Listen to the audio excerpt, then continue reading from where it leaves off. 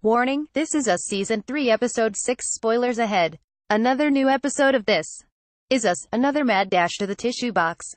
After last week's revelatory episode where Kevin discovers the woman wearing Jack's necklace and Kate finds out her IVF treatment worked, fans were forced to shift gears yet again. In Episode 6, it's revealed that Toby is back on his antidepressants but is having a hard time adjusting to them. Meanwhile, Randall is trying to find a new path forward in his political campaign, and Kevin's desire to find out about his dad's time in Vietnam is growing stronger. Advertisement. Continue reading below. With so much going on, it's easy to forget key details here and there. Scroll through, and you'll probably find at least one major thing that you didn't notice from the latest episode. The name of the episode is Kamsahamnida. Getty Images. The title appears to be named after two key moments from the episode. One is when a waiter walks up to Kevin and Randall eating lunch at a Korean restaurant and gives them free food. Kevin smiles at the man and says, "Kamsahamnida." He then tells Randall that The Nanny, which he starred in, is the #1 show in South Korea. The second moment comes when Randall is asking the Korean neighborhood in Philadelphia to tell him what they need from him. He says he only knows one Korean word and attempts to say "Kamsahamnida." In Korean, the word means "thank you." Solomon Brown appears to bring up Alpine, New Jersey for a specific reason. When Randall attends church among a predominantly black congregation, Solomon Brown, whom he's running against for city council, pulled a subtle political move. Before giving a reading, Solomon welcomed Randall and pointed out that he was a first-time visitor, and declared that he's visiting all the way from Alpine, New Jersey. NBC advertisement. Continue reading below. As it turns out, Alpine, located just under 9 miles from New York City, is one of the country's most expensive and exclusive neighborhoods. In 2011, Business Insider declared it the most prestigious zip code in America, after the area topped Forbes' list of the most expensive zip codes. Therefore, Solomon welcoming Randall all the way from Alpine is a sneaky way of not only making it clear to the congregation that he isn't from Philadelphia, but also that Randall is very wealthy and can't possibly relate to the city's struggling communities. Rebecca channels Jack when talking to Kate. NBC over the series, Jack's go-to move of helping Randall calm down during his panic attacks has been telling them to just breathe, which fans learned in Episode 4 came from Jack's friend and fellow Vietnam soldier Dawn. In the newest episode, a stressed-out Kate calls her mom asking for advice about their dog. Audio. To help Kate out, Rebecca echoes her late husband's advice: "There's going to be a million things, a million decisions you're going to have to make for them, Audio, Toby, and their future. Baby. And you'll do exactly as I did," Rebecca explained to her daughter.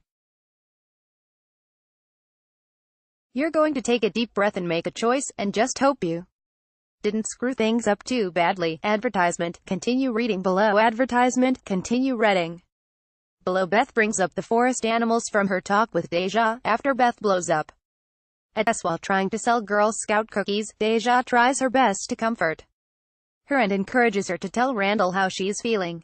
She says to Beth that Randall loves you, like he's in a Disney movie or something, and hears forest animals singing and playing kazoos. Her conversation with Deja seems to inspire Beth to confront Randall about her emotions. Randall then offers her a position on his political campaign and begins to list off all the amazing things the two have been able to accomplish together. Beth proceeds to mumble softly to herself, "You really do see forest animals and hear kazoos when you see me, don't you?" Randall doesn't hear her, which makes sense because it's difficult to catch unless you rewatch the exchange, but instead of repeating herself, she simply replies that she's in. Boxing was a huge motif throughout the episode. In Episode 3, series creator Dan Fogelman and the rest of the writers utilized dishes as a symbol throughout the show. This week, the sport of boxing was used. It wasn't until Jack talked to young Randall in a flashback scene that viewers really understood why boxing meant so much to the dad of 3. NBC advertisement. Continue reading below. There's this thing that some fighters do, that if their opponent hits them really hard, they just plaster on a big ol' smile, Jack explains to little Randall. Jack goes on to tell Randall that a fighter will do this because he doesn't want the opponent to know that they're hurt. The fighter, fans can conclude, is Jack, who insists on keeping the pain and tragedy that the Vietnam War brought him away from his family.